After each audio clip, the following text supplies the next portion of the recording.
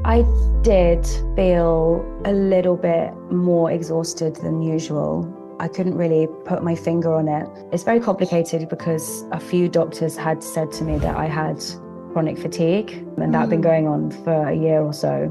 I feel like chronic fatigue is, in the really minor cases, maybe just means that there's more investigation needed on why you've got such low energy levels and not specifically that diagnosis, but there was something going on. So I'm never really going to know, because I've gone through such a physical journey with it and I'm looking after myself so well, of course those symptoms have subsided. I'm never going to know. All of the oncologists are like, no, absolutely not. You wouldn't have felt ill. They all say that to me. But people who love and know me really well say no, there was something going on there. Hi, Envisionaires. Welcome to the Envisionaire podcast. This is the podcast where we envision living our best lives, ones filled with unlimited possibilities. We do this by exploring everyday topics related to health, wealth, community, and love.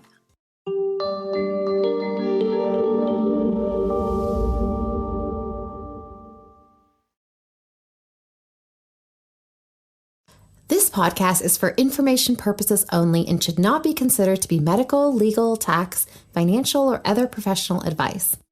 This podcast does not encourage or endorse any illegal activity.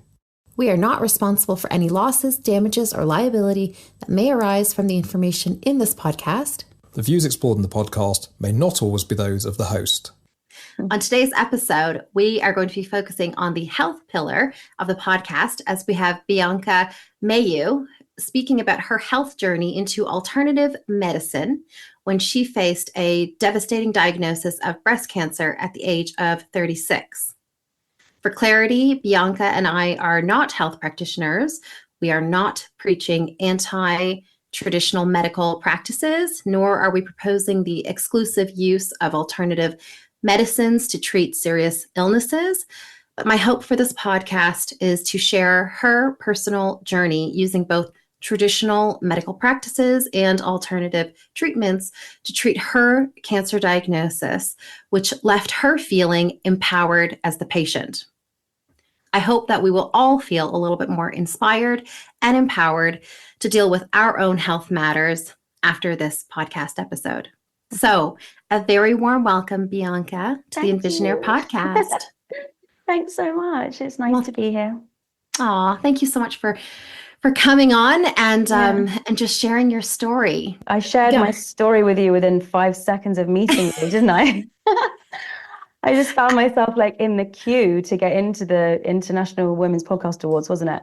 And then suddenly, by the time we'd got in, I told you everything. So there must be something about you. And now I'm on a podcast about to talk about a lot of really private stuff. So there's something about you, Nicole. I don't know what it is. Oh, Bianca, that's so sweet. Thank you so much. You're going to endorse me. No, you can feel empowered about that, okay? I 100% feel empowered by that. Thank you so much. That's really kind. And I always love hearing those little compliments. But I obviously I appreciate you being on to talk about this, but I think before we get into obviously, your health journey, it'd be really, really amazing for the listeners to know a bit about your background. I have read your bio, and I have to say, you have such an impressive creative background. Yes. Yeah, I've had a lot of fun with my career, I guess, haven't I? Well, see, so I'm going to tell everyone, this is so impressive. You've worked in the music and events industry for over 10 years. You've worked in Ibiza, LA, Shanghai with some of the best electronic DJs, producers, and music directors. So how did you land this amazing career in a creative space like that? A career like that is just a life journey, though, isn't it? It's there's no kind of rule book on, no one does the apprenticeship for that. there's no internship for that. No. I think it was just university, running raves, loving every minute of it, and then realizing that I had a real interest in the artists that were playing for me, and a couple of people were like, "Oh, you should be an agent." So I was like, that sounds cool. So I did that for a bit, and then I did management, and then I've done events and all sorts. And I've been freelance for a lot of it. So I think that's not a very structured life plan. Yeah. And, you know, some years have been really fruitful and some have been not at all.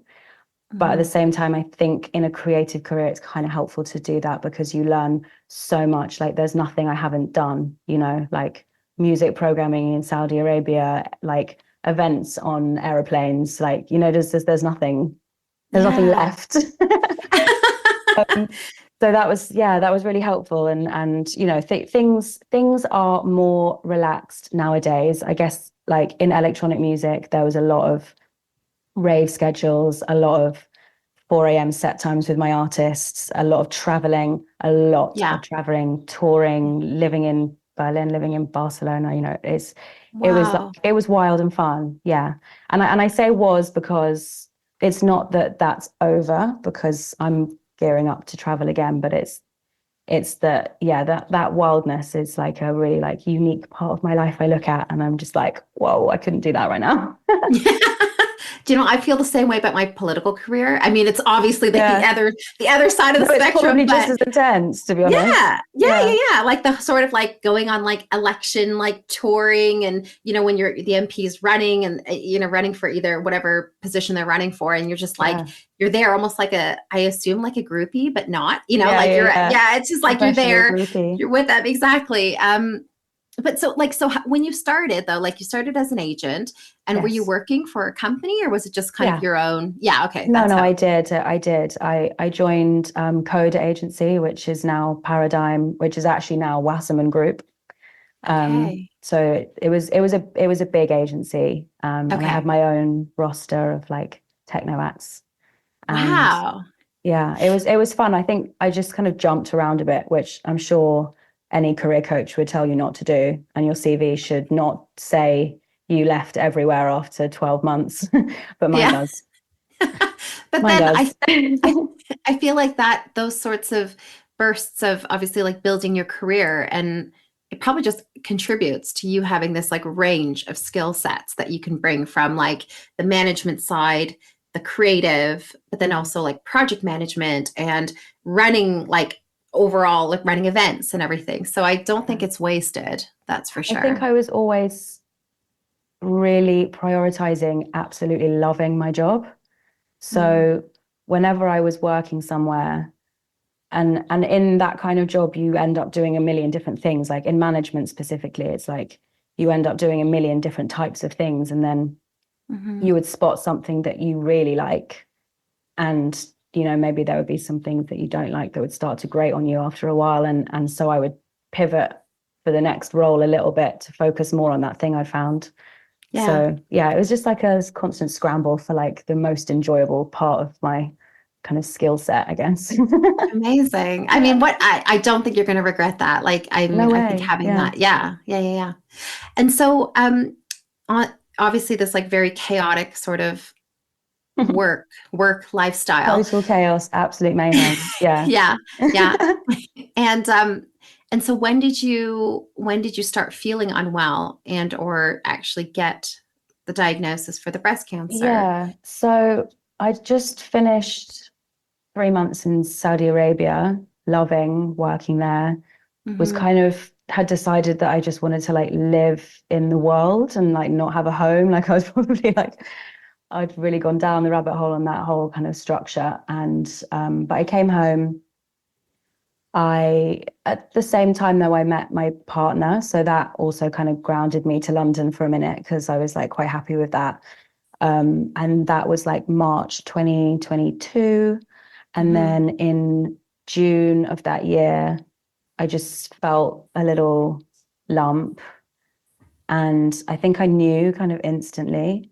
Um, my mom had been through it. I don't know. It was like I never really was like, oh, it'll be fine. I was like, no, no, that's not fine. Wow. So we went to Glastonbury, had a really great time. I was quite aware of it the whole way. I hadn't mentioned anything to him yet, actually, but I told him halfway through.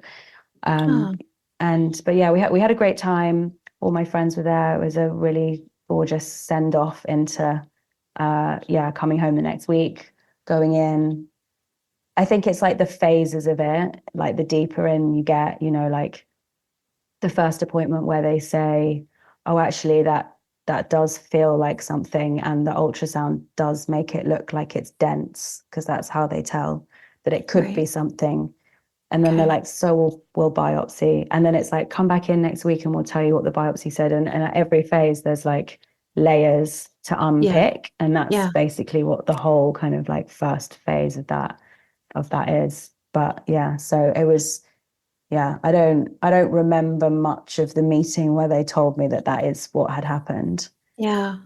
It was like, you know, those movies where the sound starts sounding like everyone else is underwater, like something out of like, you know, like a film where everyone suddenly started tripping or something. Yeah. And it's like, whoa, whoa, whoa, whoa, and you're like, the only person I could hear was my partner. And I remember looking at him and being like, is this actually happening? And I really felt like he's the only person who could hear me, and we weren't. And it was a very, really out surreal. of body, really out of body. Yeah. And so, okay, so let's go back to a little bit of like when you felt it yourself. Yeah. And you said you knew.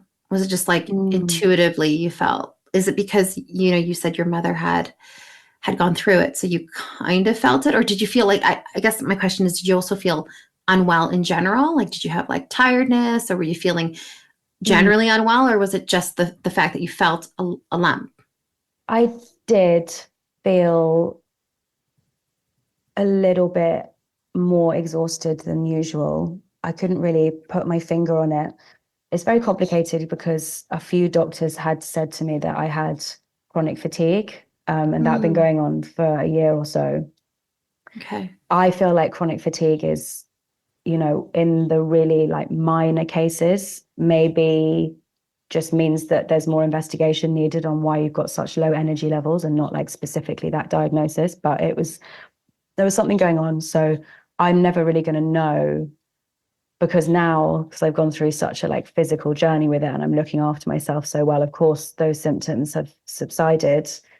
I'm never going to know. Like all of the oncologists are like, no, absolutely not. You wouldn't have felt ill. They all say that to me. But people who love and know me really well say like, no, there was something going on there. So who knows? Yeah, I was having like dizzy spells, and but I really, really don't know if that's what was going on. I really don't know. That's fascinating, because I guess we don't really talk about, you know, you hear a woman say, I found a lump. And then you just don't know like in what, okay, so was that it? And then that's, you know, and so I guess if ever a woman is listening and they feel a lump, should they just go straight to the doctor? 100%. Yeah. 100%. Because it's not like a super long process, and it's not invasive either. It's just an ultrasound. That's the first thing they do. And then if they want to biopsy it from there, they will. But it's nothing to be afraid of. It's not a horrible process. Like it's worse to know you waited. Like you would never want to be in that position, to know that you just were like, oh, I'm sure that will be fine. And then a year and a half later, because it really is about how early you catch it. And how developed it is. And, you know, if you can just give yourself the best chance possible. And also so many people, everyone rings me now when they feel something, and I tell them to go in and I have to talk them through it all. And like, honestly, every single one of them has been fine. You know, it's like, it doesn't mean instantly like that's what's going on. But yeah, never wait, never, ever, ever, never wait. Just go in straight away. I think some people are just like nervous about it's the fear of like knowing that something could go wrong, or something could be wrong. And then you go. Yeah. For me though, like once I think something could be wrong, then that's in my head. So it's like at that point, I would rather find out something's wrong and go into dealing with it mode, or eliminate the thing and be told everything's fine so I can forget about it. The limbo bit where you're like, but it could be, like that's almost the worst bit, because you're not doing anything with it. And that's, I feel like when you've got no action to take, or no control to take over the situation, then like that's almost the hardest bit. So then what would you say to someone who like feels like they distrust the system, like the medical doctors and stuff? I mean, with something like this, you can't mistrust a picture, you know, like they are taking a photograph of what's inside your body, and they are taking a biopsy, and that's going to like a proper lab. And, Yeah. the science and the research around cancer is incredible.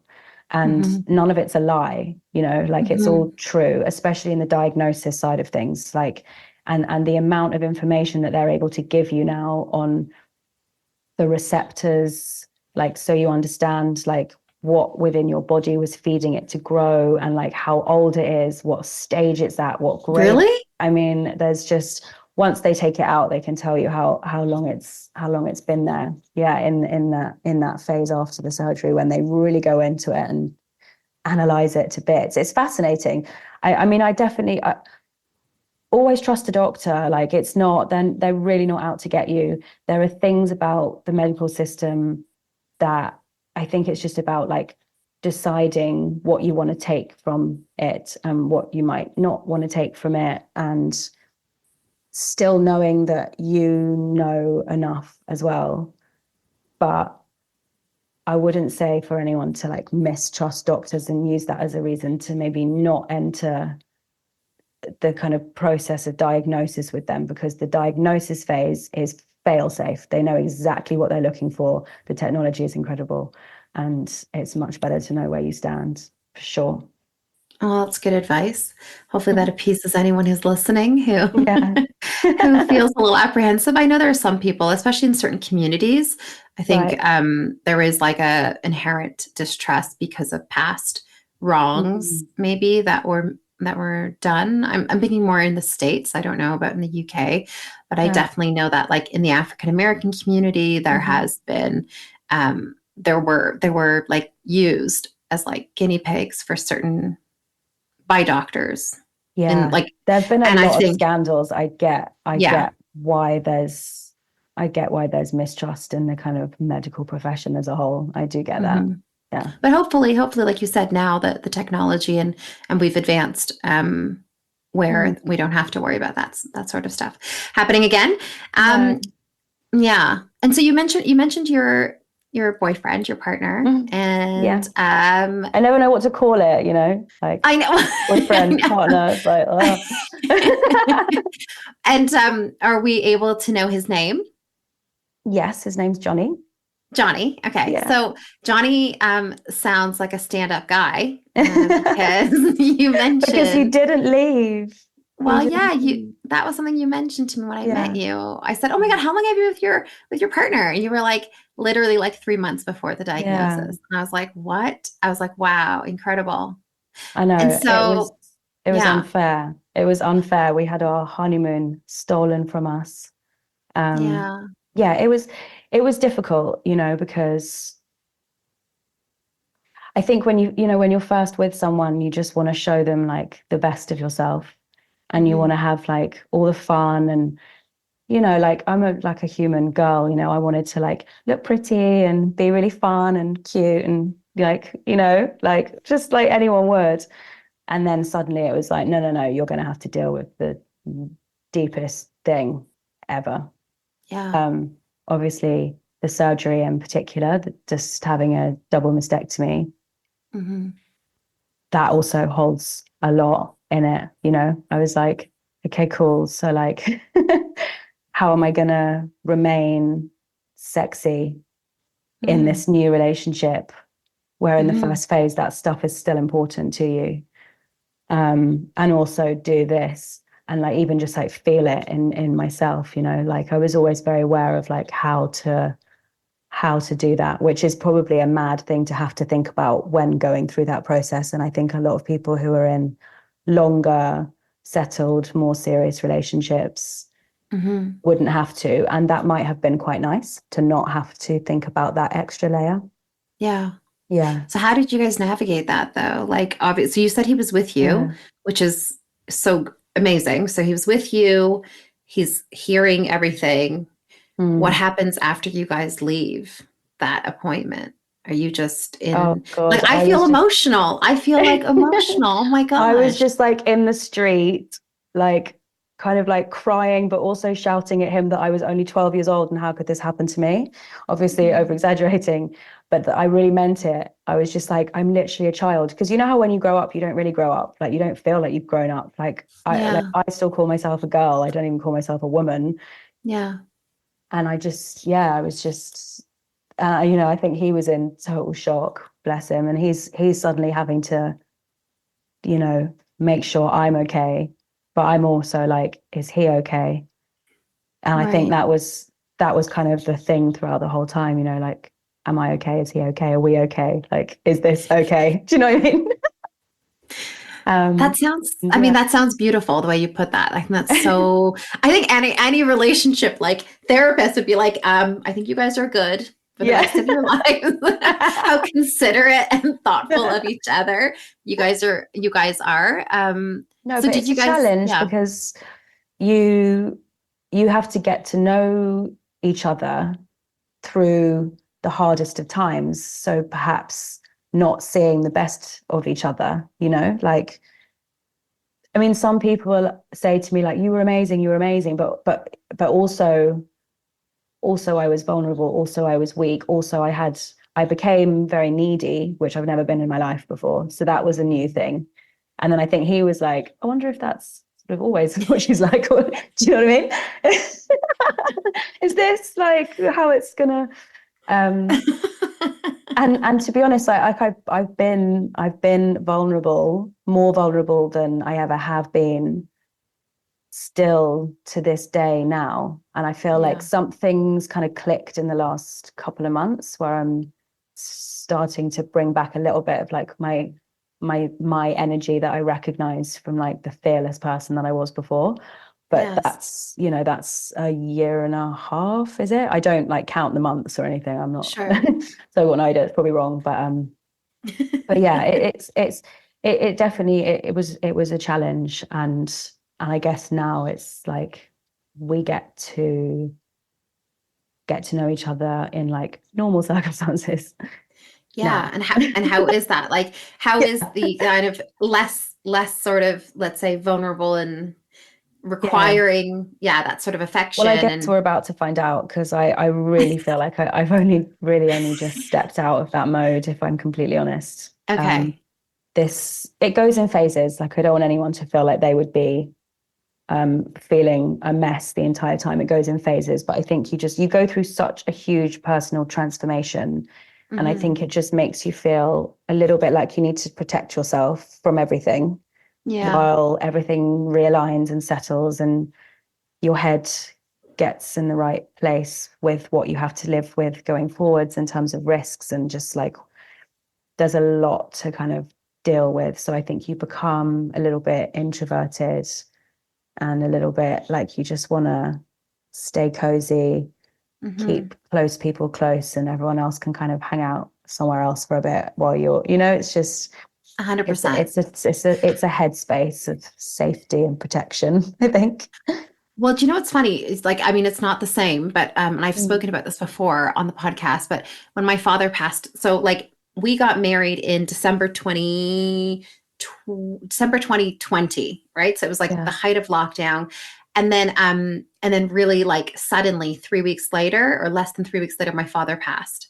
And we knew the health was deteriorating, but like it was very quick. It was unexpected. It was like, but then anyway. Yeah, but like it was like that whole like, you're newlyweds, like, are you having the best time? And I was like, no, actually, this is obviously really not shitty. Like, this is really crappy, and I feel bad, and I'm angry at my husband.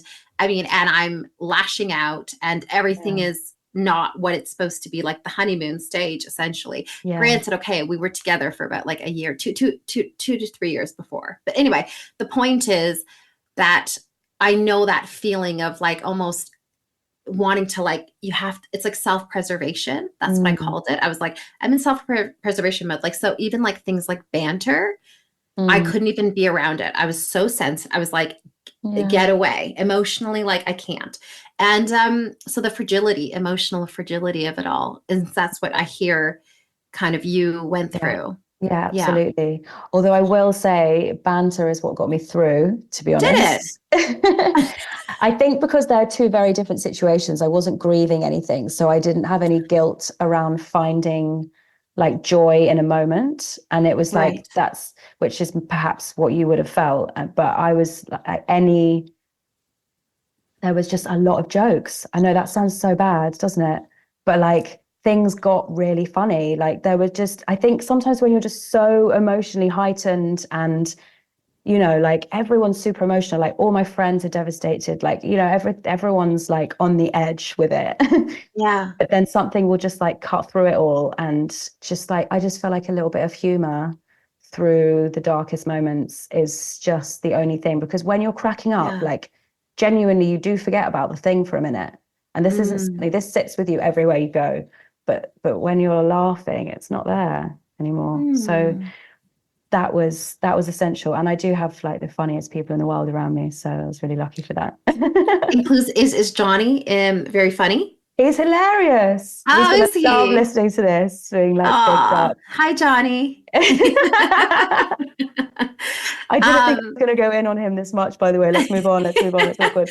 No. But, no, do you know what? I think it's really helpful because if anyone's listening and they're going through a really difficult like health diagnosis and they have a partner, whether it's a new partner or someone they've been with, I think it's really, really interesting to talk about it because you don't really, well, I don't know, you tell me, but perhaps are there a lot of resources out there of how to navigate it as a couple, how to navigate a very serious health issue? Not specifically, I don't think. No. Yeah. So I would say that, like, looking back, when you're the one who's having a really, really, really serious situation happening to you, it can just really feel like you're the one suffering.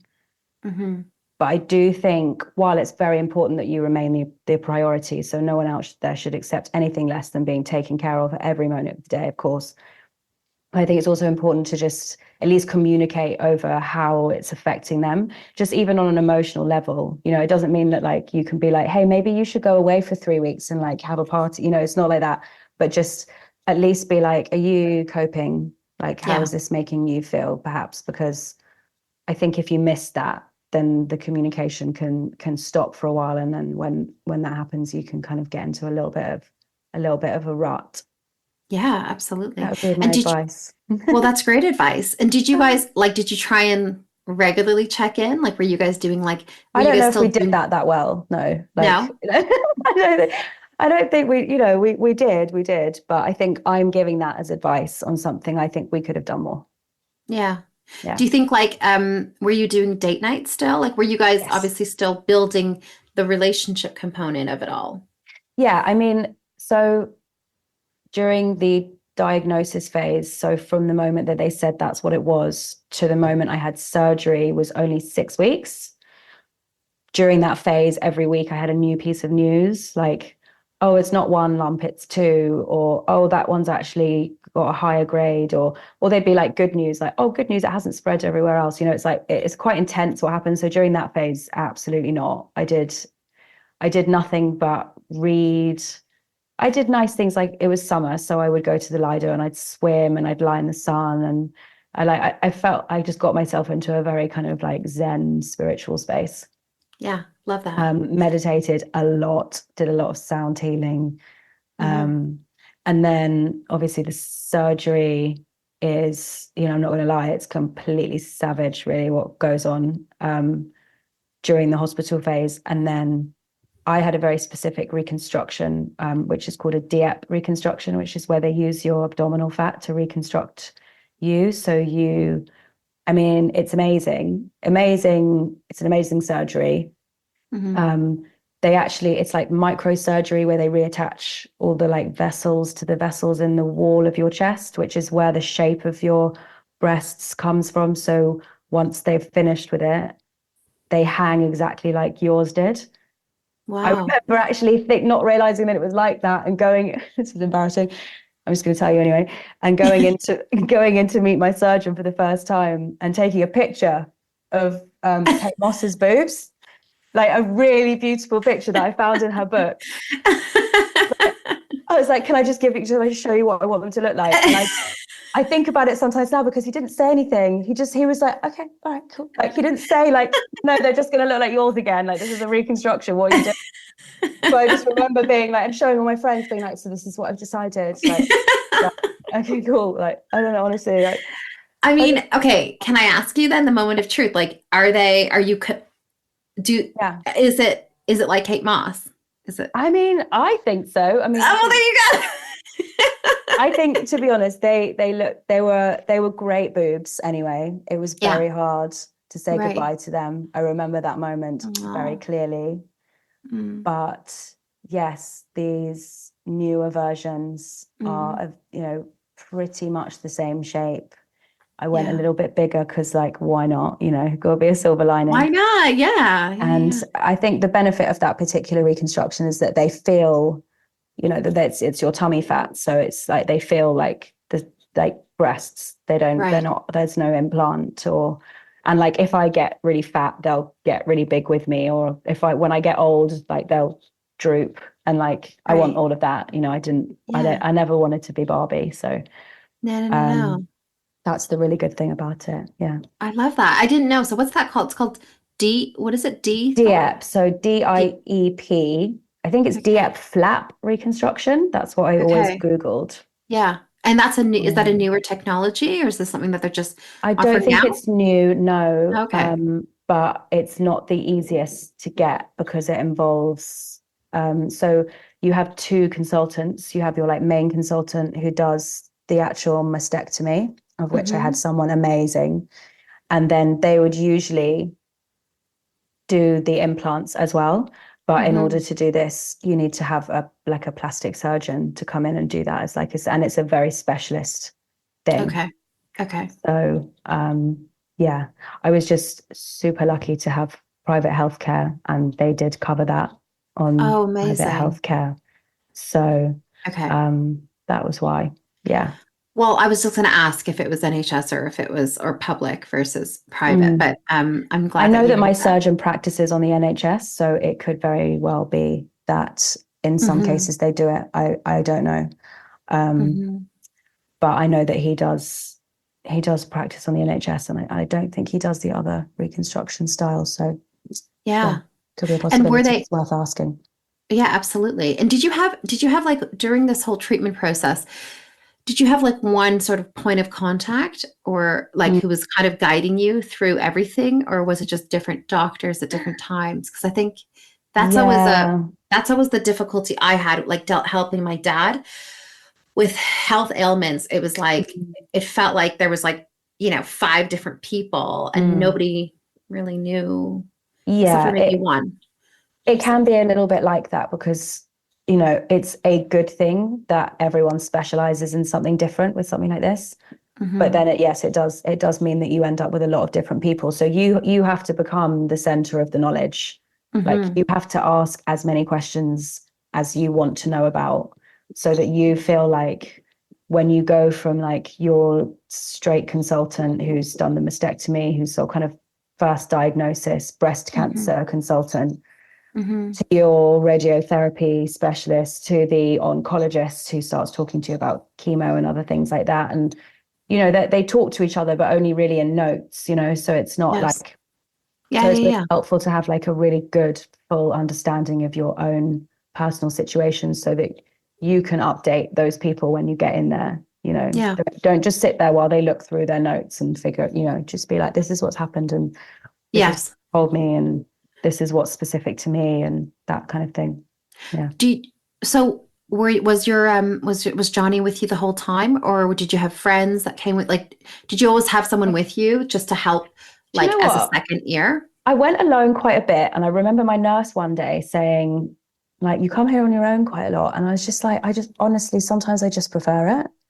I sometimes just prefer to go there on my own and just like deal with it. But he definitely came with me a lot. My best friend, Lisa, honestly, she did drive me to, probably the half of the appointments that I had that I didn't go by myself. She was there. I mean, she knew all my consultants by first names. She knew my condition better than I knew it myself. Gosh. I mean, literally, she just like turned into a parent, like instantly. Lisa, she was like, outside. We love Lisa. We love Lisa. Yeah. Oh my gosh. We really do. She gets the gold star. Yeah. I think everyone would agree with that. She went above and beyond. Yeah, that makes me emotional. Move on. She's like your ride or die. She's Absolutely. your ride or die. We all need a Lisa.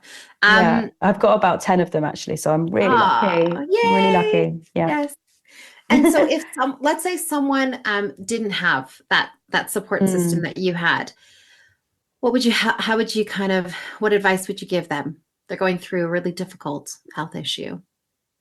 I mean, because I haven't had to do that, I don't know, but I can relate in a sense that like I don't have a huge family network, and friends are incredible and it's amazing that they can be there, but there is a difference because they do have their own lives and their own families to kind of prioritize in.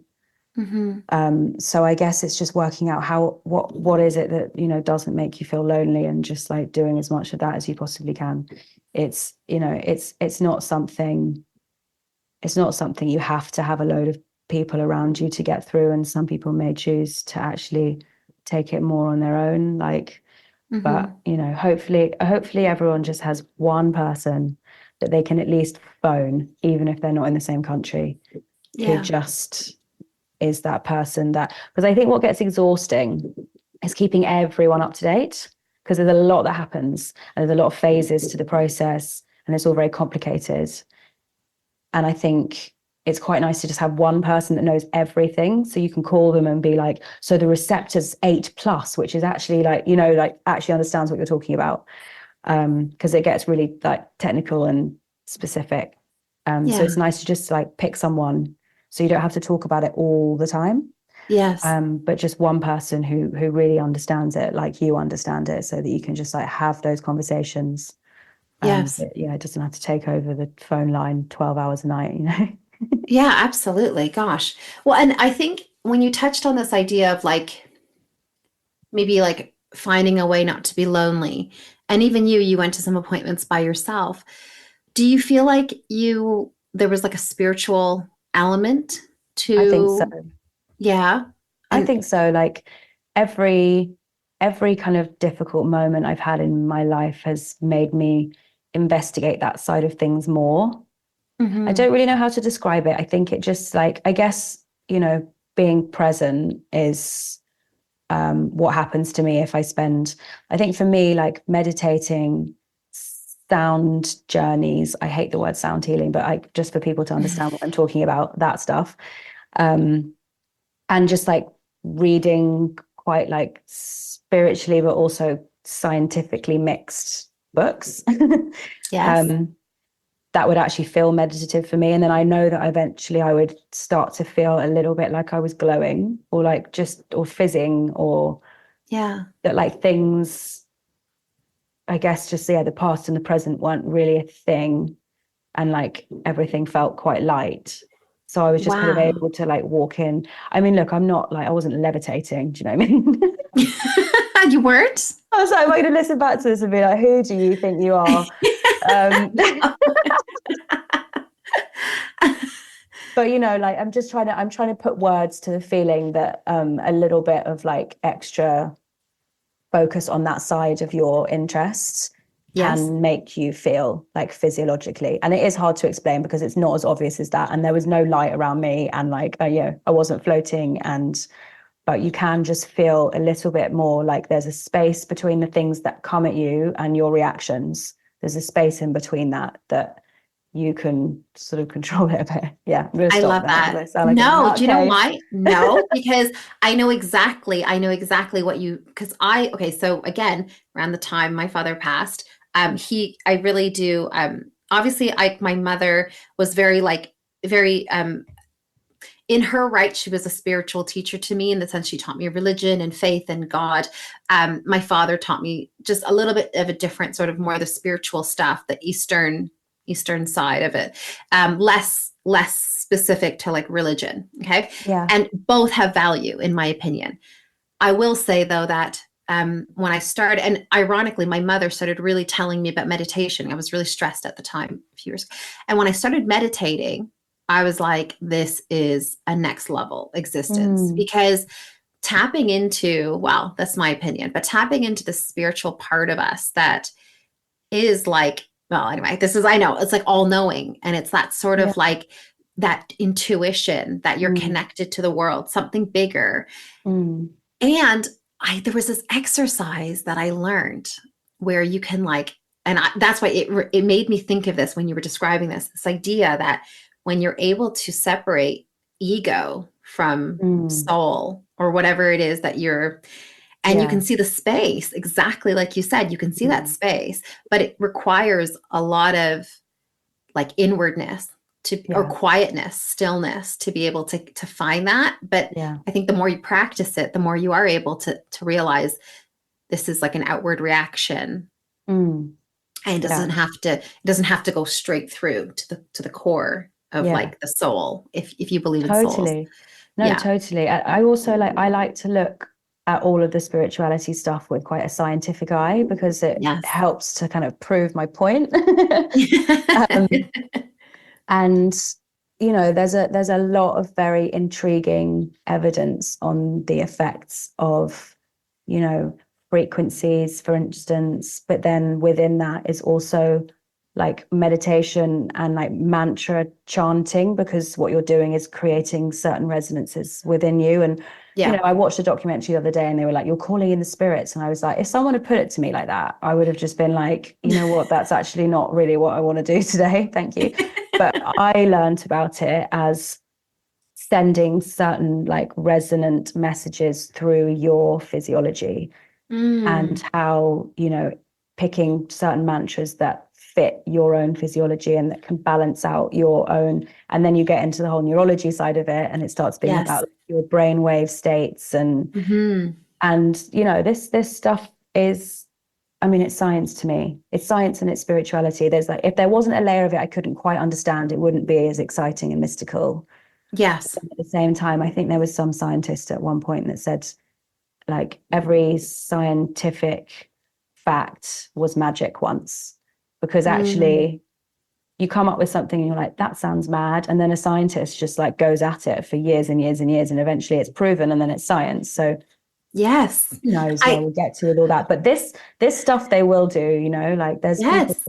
Dr. Joe Dispenza particularly, Love like, Joe Dispenza. that is science. Like there's, Yes. he's a very spiritual person, of course, but like what Yes. he's doing is scientific research and Yes. it's fascinating. And I read a lot of So that fascinating. as well.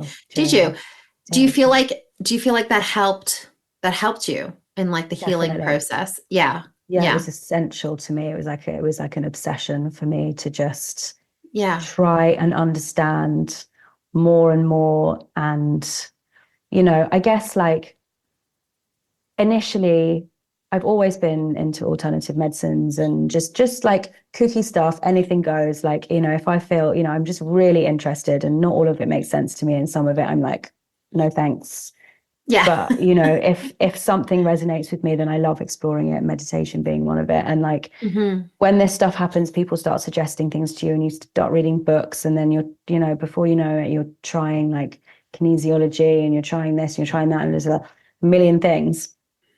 And then there's a lot of like, this cured cancer, this cured cancer. And like, you start to feel a bit like there's a sort of cult out there that, is actually saving people's lives. And you're like, oh my God. And then you realize that actually that's not exactly what's going on. And it's because it gets confusing because there's so many different practices and you're like, well, which one cures cancer? Like, tell me, like, and then you're just like, no, hang on, I have to step back from this for a minute, because none of them are curing cancer and they're all doing the same thing.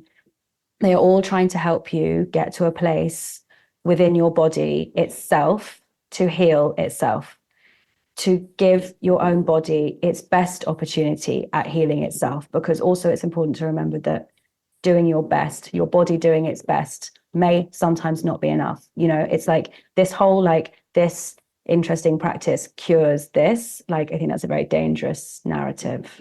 Yes. But I think like if you find anyone who's kind of trying to say to you that something cures something and pushing you down this one road, I think you should also be a little bit wary of that too. Because I think they all do a very similar thing. And it is all doing exactly the same thing, in fact. So it's just about you finding what resonates best with you and what you want to explore.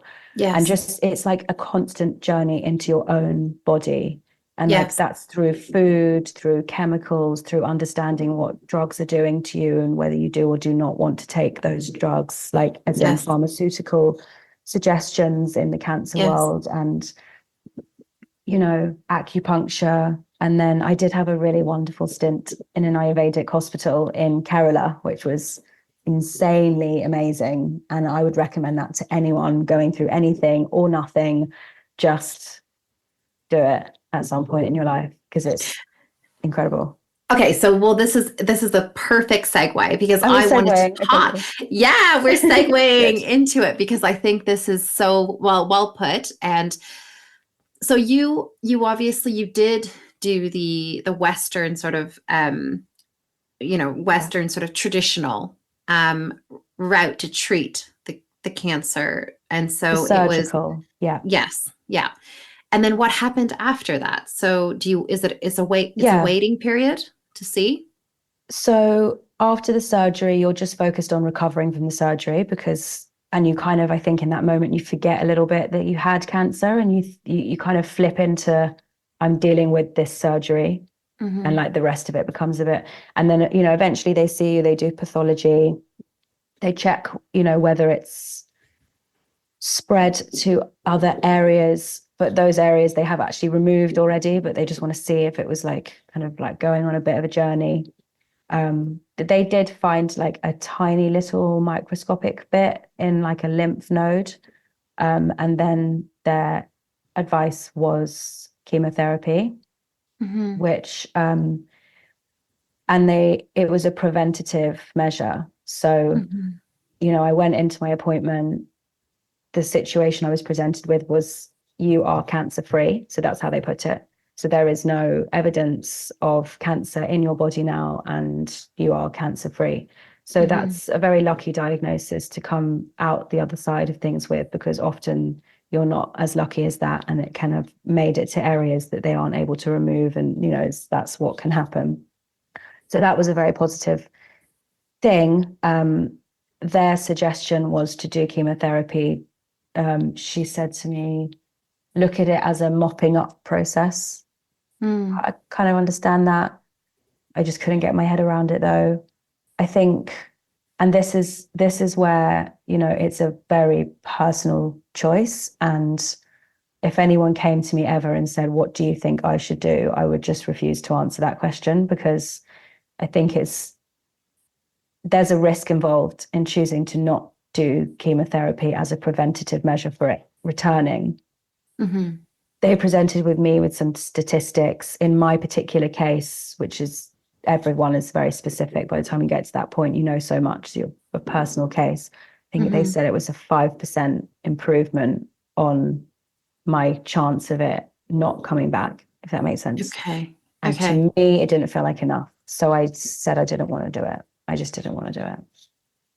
And what was the reasosoning for not wanting to do it? Was it the fear of what it could do to your body, or was it? Absolutely. Yeah. Mm-hmm. Obviously, I've always been very health conscious, and, I was very afraid of where I would be at the end of a sort of chemical treatment like that over like half a year. Also, as a female, there are some major, in fact, almost certain risks of infertility. I guess if you get a diagnosis at an older age, or you've already had children, this isn't necessarily something that you have to worry about. But, that's not me. So that was quite a big one for me. I wasn't ready to do that. Yeah. And I think, honestly, just it didn't feel right. It was like I knew I wouldn't do that. I mm-hmm. think the only way I would have is if there had been something left to continue trying to fix, like they'd found some here, or it had spread here, or because of course then I think for me to just walk out of that office and go, I'm not doing it, I don't think I would have done that, because that sounds like something I wouldn't have done. But I just weighed it up, and it didn't feel right for me. So I said no, and I got a lot of stick for it, and I still get stick for it now from them all. Okay. Like your support system? No, actually. Oh, from the doctors? Yeah. From the consultants, in the nicest possible way. Okay. They're like your concerned aunt who's just like, why won't you, She's very traditional, my main consultant, very traditional. And I totally get why she wishes I would just do it. Even now? Yeah, I mean, she mentions it when I go back in. There was also a course of hormone therapy drugs that I didn't want to take as well. She goes at me more for that. I think she's let the chemo thing go, but she goes at me about the drugs when I go in every time now. Yeah. Oh, what's the hormone drug supposed to do? So it suppresses the hormones, which in my case, because I was estrogen and progesterone receptive, so that means that estrogen and progesterone are the hormones or are what feeds my particular cancer. Okay. So it's a hormone therapy to just shut that all off. So they wanted to give me monthly injections that shut down your ovaries, and then also a drug called tamoxifen, which kind of cuts the supply of estrogen in your body. And I probably not explain that right, but yeah.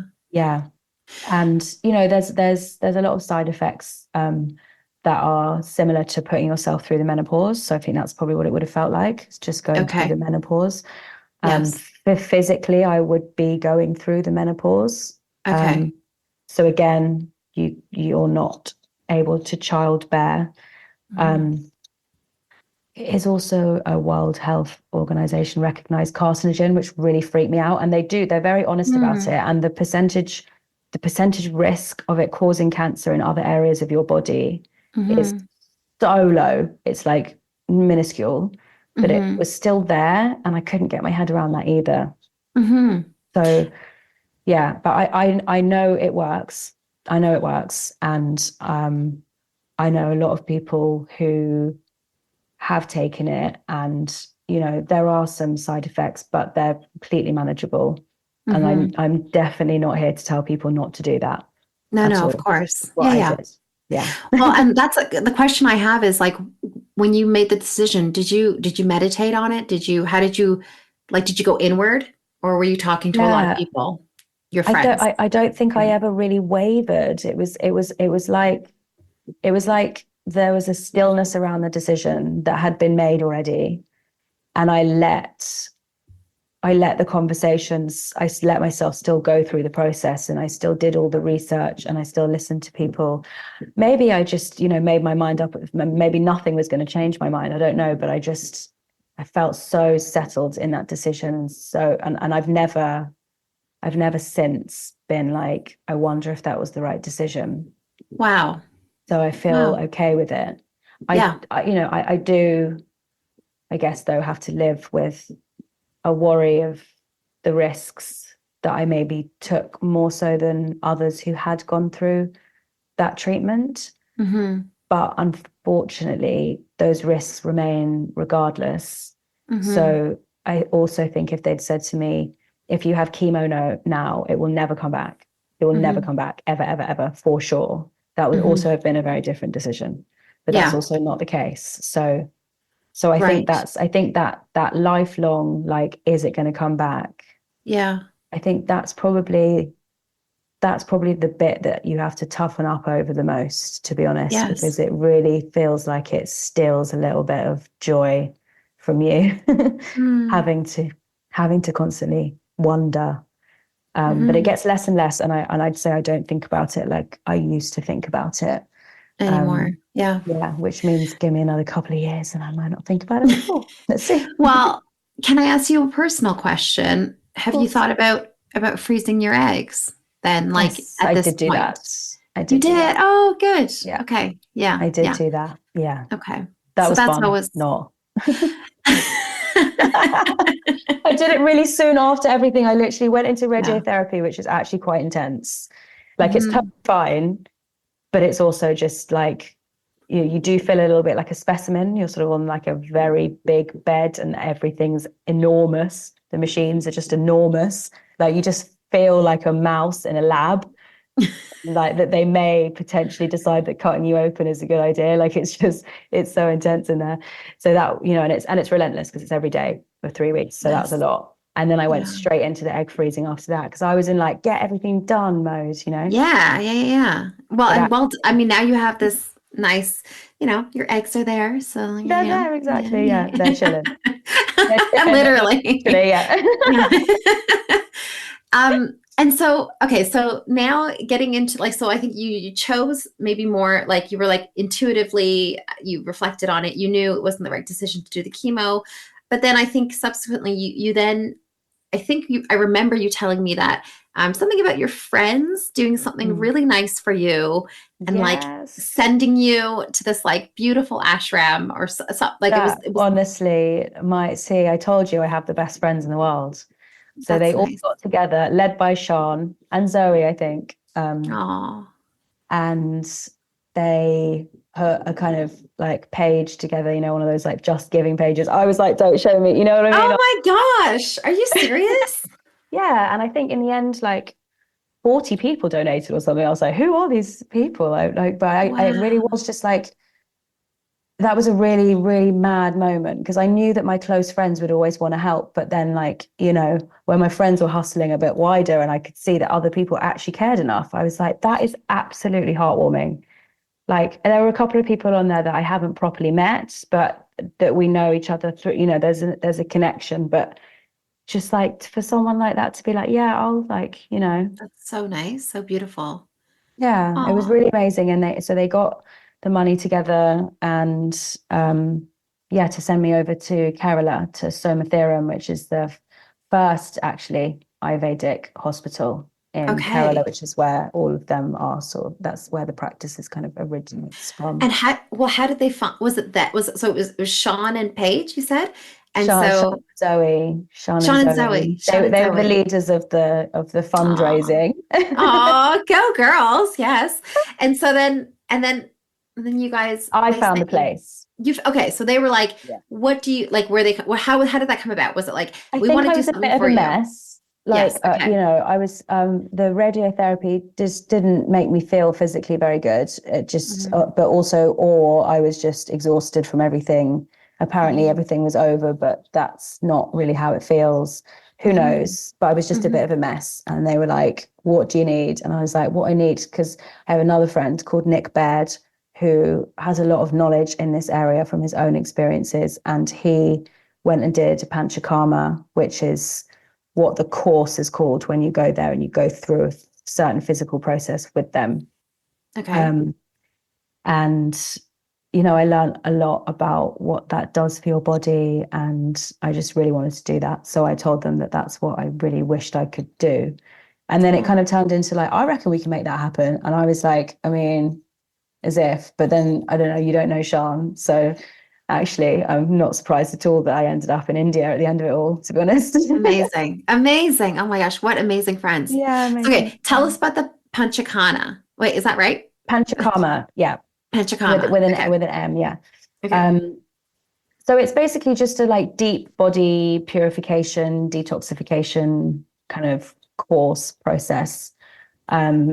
In Ayurvedic medicine, they treat you just like mind, body, spirit, soul, all of it, 100% natural, of course. The diet is very important. Um, I'm not going to go into it because I can't remember the different, but basically what they say is that like all foods have a particular energy, but also like everything has a particular energy, and there are three different energy groups, and each person or individual kind of resonates most with one of those energy groups, or sometimes you can be like one and a bit of another. And when things are out of balance in your life or your like physical health or your mental health, then it's because, what you're meant to be at balance with these three energies is off balance.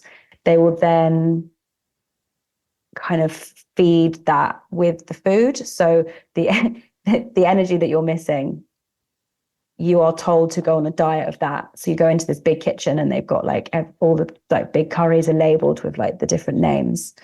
I should have Wow. written them down so I could tell you them. But anyway, I'll put them in the notes afterwards. Yes. So you're kind of put on a diet that's supposed to replenish the energy that you're missing, essentially, so that you can come Wow. back into balance with yourself. Again, it's the same thing of like, if your body is in balance, it can operate properly and it can start to fix things that it needs to fix. There's also the Ayurvedic medicine side of things. So they grow on site a lot of very potent medicines. I mean, these medicines are serious. And the doctors are serious as well. They're there with their stethoscopes, like they are doctors. They're not like It's not like a Yeah. retreat, you know, like they are for them, it's their doctors, you know. Right. Yes. And they prescribe you with these medicines. They are all natural, but they're very strong, and they're kind of, it's not like you get given like a leaf. It's like there's probably about 50 plants, like, you know, run through a certain process and like put into this like deep, sticky black liquid that you have to swallow a capsule of in the morning that makes you feel like you're hot for 5 minutes. And like it's really, really intense and amazing. Wow. And then there's the physical side of things where you have the Ayurvedic treatments. And that's kind of, you know, at one point I found myself kind of like lying on this big mahogany bed, like naked with a hairnet on, being covered in rice pudding, which made me laugh so much. I could not, like, they found me quite funny because I did find things, I just, you know, as I said, I laugh at everything. But I was just really laughing about this one just because it smelled so obviously rice pudding. But what it was medicated milk, and milk absorbs into your skin in a different way than water. So it did make total sense. And everything else they put on me was like very specifically medicated stuff. But that just made me laugh because it just did smell like, it smelled like ambrosia. It just did. And it made me laugh so much. But, you know, you have, I think, like 3 hours of treatments a day. And it's all kind of this sort of plant-based medicine stuff in like milks, oils, kind of like sludgy stuff that they'll kind of like wrap to you. You have to leave that on for a while, and it's all very specific to your own needs. And then there's the yoga, then there's the chanting meditation, and I mean, you're very busy, but you feel incredible. It sounds like it, and that's outside. So you have the 3 hours of the actual treatments, and then you do like the yoga and other holistic alternative treatments, basically. Yeah. And how long were you there for? I stayed for 3 weeks. I think a full panchakarma, if you really want to do the full body purification, they say probably 6 you want to do. Wow. But you can go for 1 week and just do like an Ayurvedic cleanse. It kind of depends. I think I wouldn't say to anyone, like, if you don't have a long period of time, don't go. I think after 4 days, I felt different. Wow. And so how much, and then how much is, if one was budgeting for a week, let's say there, what are we? Oh, it can vary. It can vary. Really, really, really, really vary. No, but like, I think I picked this one because I just didn't want to get it wrong. And this is like it's the original, and it was probably more expensive than some others. But once I got there and I started meeting people who were traveling around, and I heard about a lot of other like really good, you just don't want to go on Google and find like a budget Ayurvedic hospital. Do you know what I mean? Sure. It's not about that. But if you can ask around, and, you know, I know that where my friend Nick goes is half that for twice the time. So I think that, you know, if you do your research, you could find somewhere that's probably like 1,000 a week, but it's full board. So it's all your food, it's your thing, all your treatment. I mean, it's a lot of money, but it's also, that's everything. A lot of treatment. Yeah. So, yeah. Fantastic. And what do you think was the best, when you look back at that, what was the best treatment, the Ayurvedic treatment that you really like, just for you was enjoyable, so enjoyable? I mean, I did have one pretty mad chanting meditate, because they did the chakra chanting. So they had like a sort of chant for every different chakra, and this like gorgeous little girl was leading it, and it was just like really beautiful. So that was probably like my highlight moment. And then in terms of the treatments, I think the medicine really fascinated me, actually, because I could feel a real difference, and I could feel how strong it all was. And it just like, you know, it felt like it was really doing something. And then I think because I had a physical thing going on, and I could see something changing, like inflammation just went away. But then also we know about inflammation within the body, that causes a lot of problems. So, you know, like inflammation was going down for me physically to be able to see, which was really nice for me to have. How? Well, I was very inflamed when I got there, all around, like under my arms, and, you know, like just, it was stiff and squishy. I think there was a lot of liquid flying about, it's that vibe. Yeah. And it really all just like totally calmed down. Just it calmed down. Everything stopped hurting a lot less. Wow. It was amazing. Yeah. So when you came back, then did you go through a checkup with your consultant or no? I mean, I have to go every 6 months for a scan, and they've all been clear so far. I don't know if it's about putting that down to anything alternative I've done in particular. I just think my only goal really is to just keep my body operating in the best way that it possibly can. But also like that actually hasn't involved becoming like a teetotal vegan, interestingly. I love steak too much to not do that. So I still eat like good quality meat from good sources. And, I think, and actually when I left the Ayurvedic hospital, she told me to eat a lot of mutton, which basically is lamb, but they wouldn't have said steak because they don't eat cows because they're sacred in India. So essentially what she meant was red meat, just because I have low blood pressure. So I think there are some sort of one size fits all kind of like health tactics that actually I really think the best thing to do is just to learn as much as you can about yourself. Because if you have low blood pressure, you actually have to eat more salt. And that's not something anyone gets told by anyone in a health capacity, is it? But I actually have to put lots of like nice sea salt, but salt on my food. And that's like every doctor would be like, lower your salt intake, So I think, and then you might find that you're allowed to keep some of the things you like, which is really essential because we have to have fun in life still, Yeah, some 100%. enjoyment in all of this.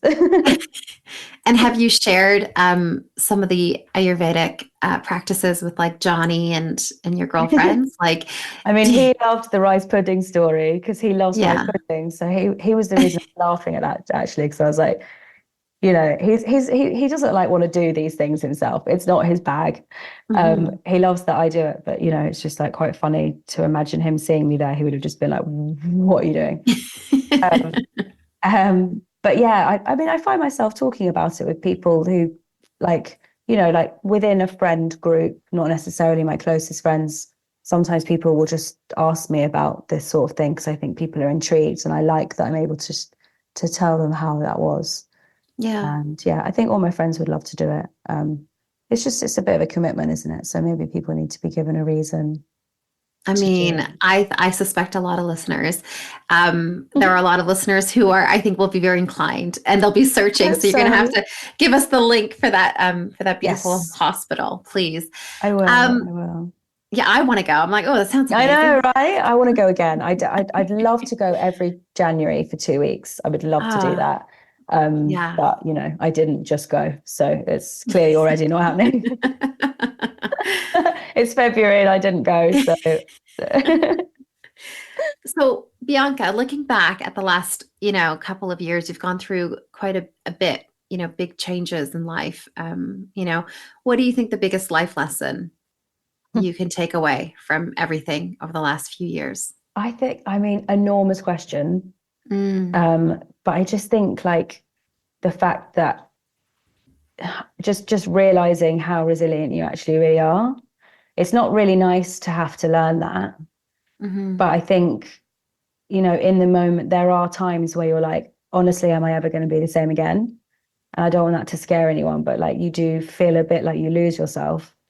And then to have more recently felt like that's not the case. And actually I'm, I've got this, and I may even be a better version of myself, for however like annoying that sounds. Like, I think just the confidence to know that whatever happens, I will actually be fine, which is such a cheesy way of putting it, but I've never known it to be so true, really, like we will actually always get through stuff. Like we have to. This is the thing. So many people said to me during this, like, you're so brave. And it's like, no, you don't realize I don't have a choice. Like there's no option for me to not deal with this. So I am dealing with it. And sometimes you just get shoved through life and you just have to deal with it. Yeah. And like that it's gonna stop. Like the hell will stop for a bit at some point, and maybe it'll start again at some point. But like there are troughs of the shittest parts of your life, you know, as well as the peaks. Yeah. So Well, it's like I feel like I listen to a lot of Jim Rohn. I don't know if you yeah, know him. I don't And actually. oh, Jim Rohn. Oh, he's so good. I'm gonna send you some videos. And Please. he talks about the seasons of life, and Hmm. it's true. We all have Yeah, seasons, right? And absolutely. so you're in, enjoy the season that you're in now because you've obviously, Please. yeah, yeah. No, you should never get too complacent. Watch what goes down like next week. Who knows, you know? No, no, no, no, no, no. No, I think you're in a beautiful season and I hope, Thank yeah, I hope you. you enjoy it. Yeah. So Thank you. we're at the final part of the Yes. podcast and Oh it's no, what called are you gonna do to me? No, no, no, it's Ask all me like good. if I was an animal, what would I be or something? Well, this is the conditioner questionnaire, Oh, which right. is, Okay. yes, Okay. a fun feature where we ask guests to reflect on their past, present, and future. And so it's just like quick rapid fire, 3 questions, no right or wrong answer, just giving you the opportunity to kind of reflect on all areas of your life. So are you up for it? I'm up for it. Okay. So looking back at your past, Yes. if you could give your 15-year-old self Some any advice, advice. yeah, what would it You be? know what? Because this question comes out sometimes, doesn't it? I always listen to people's answers. I feel like I've got a lot to learn from my 15-year-old self. Like Oh, the fearlessness in youth and like the innocence of really, really youth. But like, you yeah. know, when you're just like 15, 16, 17, like you're just fearless. And I Mhm. actually feel like in later life, I would really like my later life person to listen to that younger, fearless kid sometimes I and love just that. be like, just go for it. Stop thinking, Just roll, do you it. know? Yeah. Yeah. Yeah, So yeah. flipped your answer on you, but that's probably what I genuinely do want No to one has learn from that girl. Yeah. I love that actually. I think we have had one guest who said something similar. Like she was actually looking back at herself and she was like in awe of how cool her younger self was and how Yeah, she yeah, um exactly. Just like, yeah, yeah. she's wicked, man. Yeah. Love it. And okay, so if you could have dinner, this is in your reflecting on your present moment. If you could have dinner Oh, with right. anyone in the world tonight, Anyone in who the would it be? world. I mean, look, Anyone I'm in the not I'm not a massive fan of like, dinner with random strangers. So world. like, I'm not going to just pick some mad celebrity because I probably just find the whole thing very awkward. But maybe because I'm looking at his book, I'll go with Dr. Joe Dispenza and I will invite you Mm, because I know you want to come please. to that dinner Yes. Oh my and I God. want to hear Imagine, all about his nutty technology that's going to change the world. right? We would Yeah, like do a meditation together, be like, we would. Joe, run us through a meditation right now, I want and to just see his machines. I want to be let into his machine room. I want to understand all about this like bioresonance frequency oh my stuff. gosh. I know, I right? want I to just deep dive discovered into that it. with him. I Mm. just discovered the bioresonance. I was like, Yeah, I just discovered this like last week. And I was like, yeah. what is I've done this? the scan. I've done the bioresonance feedback scan. So And that was, yeah. I mean, it tells you a lot. hmm, It's Russian technology, um, okay. and it's been proven in quite a lot of cases actually to be able to pick up on things. I think they've gone into some hospitals and done it on people with existing diagnoses to see if it picks up the same thing, and it does. I mean, it picked up Wow. a parasite that I had when I was younger that's like so rare, it's a joke. So I don't know how they would have ever known, So Wow. I think I believe in that in a Yeah, big yeah, way. yeah, yeah. Yeah. But then, what most people do here is they treat it with homotoxicology. So that's cool. And I've done that. But I think what I'm really interested in is the frequency treatment in response. Mm, They start to channel different frequencies into your body to kind of try to correct imbalances that are yeah. causing, like, that's the stuff that, I'm not going to Yeah. speak on because I don't know enough about it, but I'm really interested in all that. Same, same, same, same. I'm Sometimes sure I listen tell to us it. at dinner, right? So yeah. Yeah, 100%, 100%. Yeah. Sometimes I listen to before I go to bed. I don't know if it's real, but or it's just like psychosomatic. I don't know, but like I'll go into YouTube and I'll be like best frequency for like DNA repair, and I'll just listen to that. I don't know whether it's true or not, but I listen to, so I've had quite a lot of sound healing from this amazing woman in America called Katie Rose, and she's just doing nuts things, and she creates these sound patterns. I'll send them to you. Yeah, do please. And they're for different things. So if you do believe that frequencies can alter certain things, or at least I think what they're doing is kickstarting things, and I think it's about detecting frequencies within your own kind of like biofield and then matching them. And when frequencies are matched with each other, they neutralize. Also, there's something about that. I'll learn more for next time. Interesting. Yeah, totally. Anyway, Joe Dispenza is my dinner answer. Amazing. And I'm coming with, please. Gotcha. Yes, okay. Absolutely. Okay, so future looking, what's one goal you want to achieve in the next 5 years that you want to share? Oh my God. I will choose to have my ballet days flexibility back in my yoga sessions, and just being like really right back in there with the yoga, because I had to stop exercise for a long time. So I do it now, and I'm a bit rickety, and I just really want that to loosen up. So can I just have some serious flexibility in my body? Love it. That's what I want. I want if my leg's not up here in 5 years' time, I failed. Oh, no. I know. I'm sure. You know what? You seem like one of the most determined, like women that I have ever met. Determined. Oh, wow. Yeah. Very focused and committed and determined. And I definitely think you're going to do that. So I'm excited. Too. I'm going to watch your Instagram for that. Yeah, moment. Well, I just like Bianca learning to do the splits all over again at the age of 38. Great. Yes, 100%. Fine. I'll post it. It's cool. I have a wild idea that I want to do like a handstands. Oh no, that's good. I mean, I've never wanted to do that because I know I can't. But like, if you can do that, that is sick. Because I would love to be able to do that. The end of the yoga class when it's like shame phase, where everyone's like, you can just go into child's pose for a bit, while everyone over here just like flings about and is like acrobats, and you're like, it's just like last minutes of shame in your yoga class. Exactly. Oh. Well, anyway. So I have, but that for me, that seems like really out of the question because I've never been able to do that. So but I feel like you will, you've done it before. You can do it easily. I know that's the thing. Yeah. Yeah. I'm just going to get back there. Yeah. You will. Anyway, well, thank you so much. Honestly, Bianca, we could have kept talking forever. I really love this. This has been so nice. So thank you for being on the podcast and just sharing so vulnerably with everyone your story and all the advice. And I hope that I know it's going to help some people listening who are going through their own trial right now, or winter, if you will, like Jim Rohn says. And I hope that they can draw some inspiration from you. And I hope so. I'm very inspired by you. And so if anyone wants to connect with you, what's the best way to do that? Probably Instagram. Mm-hmm. Do you want to share? We'll drop some @s in the thing underneath. Good. Yeah. Yes. I'll think about the best way to, because maybe it's email in this instance. I don't know. I haven't thought about it, but we'll make sure there's some way to get hold of me in the notes. Perfect. Okay. Amazing. Oh, thank you so much, Bianca. Thank you so much. Lots of love. Have a lovely evening and weekend. And take care. Thank you. Bye, Bianca.